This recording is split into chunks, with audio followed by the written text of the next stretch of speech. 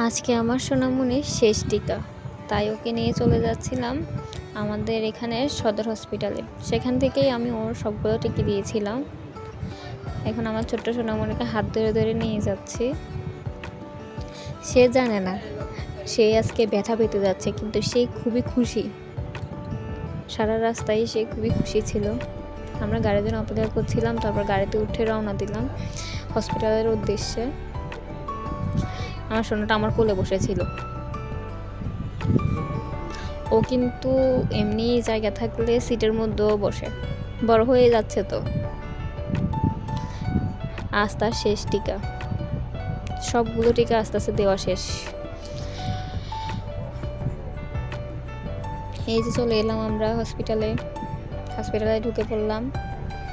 এবার তাকে আমি হাঁটতে দিলাম, হেঁটে হেঁটে যাচ্ছে দিদুর সাথে। সে দিদুর হাত ধরে ধরে যাচ্ছে হেঁটে হেঁটে।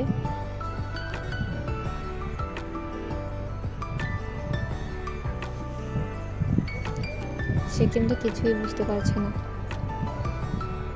এই যে আমরা চলে এলাম যে রুমে টিকা দেয় সেই রুমটা খুবই পরিপাটি এবং সুন্দর, বসার খুবই সুন্দর জায়গা আছে। এদিকে আমার সোনামণির জন্য টিকা দেওয়ার জন্য টিকাটা রেডি করছে। আমার সোনামণি আমার কোলে উঠে টিকা নেওয়ার জন্য ওয়েট করছে। সে এদিক ওদিক ঘুরে ঘুরে দেখছিল। তারপর টিকা রেডি হয়ে যাওয়ার পর আমার মা আমার সোনামণিটাকে নিয়ে বসলো, কারণ প্রথম থেকে আমি আমার কোলে রেখে আমার ছোট্ট সোনামণিটাকে টিকা দিতে পারিনি। প্রথম টিকার সময় তো আমার পরানটা বের হয়ে গেছিল ওর কান্না দেখে। এক একটা সুই দিচ্ছিল আর সে কি কান্না। আজকেও কিন্তু আমার খুবই ইচ্ছে ছিল ওই শেষ টিকাটা আমি এভাবে ভিডিও করে রেখে দিব স্মৃতি হিসেবে। আর সে বড় হলে দেখাবো।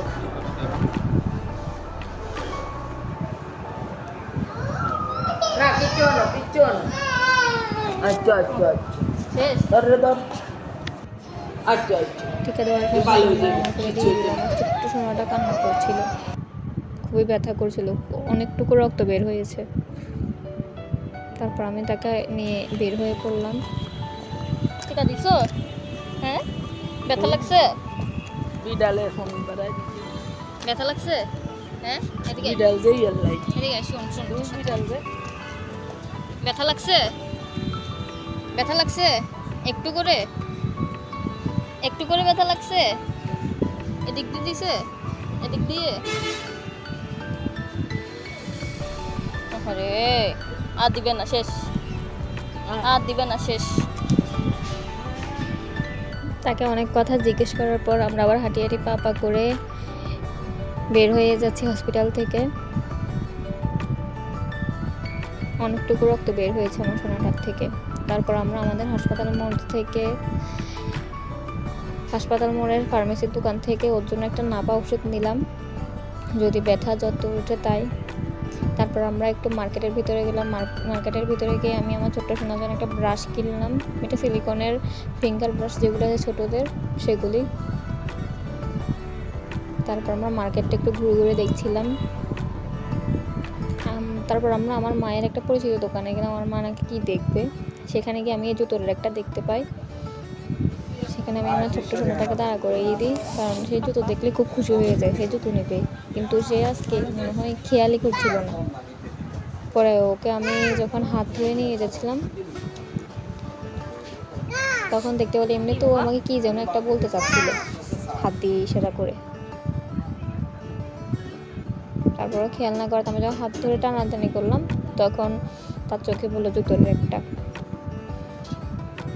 এরপরে সে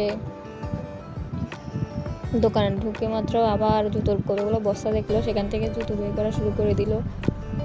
সে একটা জুতোই না আমার হাতে দিচ্ছিল, তারপর আমি আবার রেখে দিলাম। এরপর আমরা ওখান থেকে বের হয়ে আমার সোনামণির জন্য কিছু ফল নিয়ে নিচ্ছিলাম।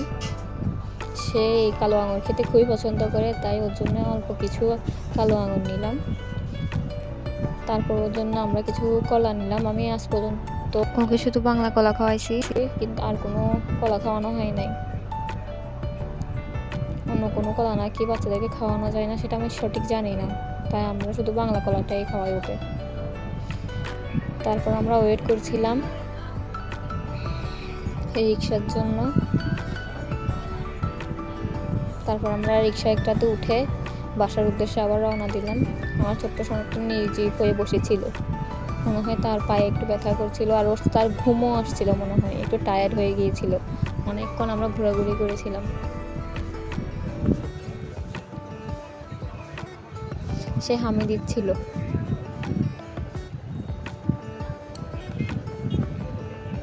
আর আমাদের এদিকে রাস্তাটা খুবই সুন্দর, খুবই মনোরম, দুদিকেই সুন্দর গাছপালা, সুন্দর সুন্দর বিল্ডিং।